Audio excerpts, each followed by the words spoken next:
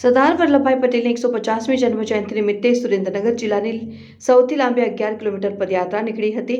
સરદાર વલ્લભભાઈ પટેલની 150મી જન્મજયંતિ નિમિત્તે ચોટીલાના કુંડળા ગામથી લાખણકા ગામ સુધી 11 કિલોમીટર લાંબી સુરેન્દ્રનગર જિલ્લાની સૌથી વિશાળ પદયાત્રાનો ભવ્ય પ્રારંભ કરવામાં આવ્યો હતો। આ પદયાત્રાને સુરેન્દ્રનગર દુધાળા લોકસભાના સાંસદ ચંદુ શિયોરા, પદયાત્રાના અધ્યક્ષ તથા નાયબ કલેક્ટર ચોટીલા હરેશ મકવાણા, ચોટીલા ધારાસભ્ય શામજી ચૌહાણ તેમજ અન્ય અધિકારીઓ અને પદાધિકારીઓએ લીલી ઝંડી બતાવી પ્રારંભ કરાવ્યો હતો। પદયાત્રા દરમિયાન મોટી સંખ્યામાં નાગરિકો, વિદ્યાર્થીઓ, એનસીસી, વિવિધ શાળાના શિક્ષકો, પોલીસ સ્ટાફ, આરોગ્ય વિભાગ, રેવન્યુ સ્ટાફ તેમજ અન્ય અધિકારીઓ ઉત્સાહપૂર્વક જોડાયા હતા। પદયાત્રા લાખણકા ગામે પહોંચતા ગ્રામજનો દ્વારા ભવ્ય સ્વાગત કરવામાં આવ્યું હતું।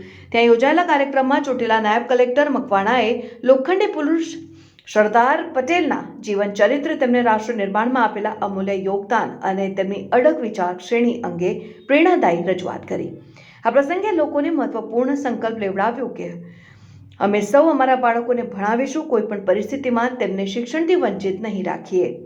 કાર્યક્રમમાં સરદાર પટેલના જીવન મૂલ્યો સાથે શિક્ષણનું મહત્વ ખાસ રૂપે ઉજાગર કરવામાં આવ્યું હતું। આવા લોકજાગૃતિ સભર કાર્યક્રમો દ્વારા સરદાર વલ્લભભાઈ પટેલના રાષ્ટ્રપ્રેમ, સંકલ્પ શક્તિ અને એકતાના સંદેશાને જન જન સુધી પહોંચાડવાનો પ્રયાસ સફળ રહ્યો હતો।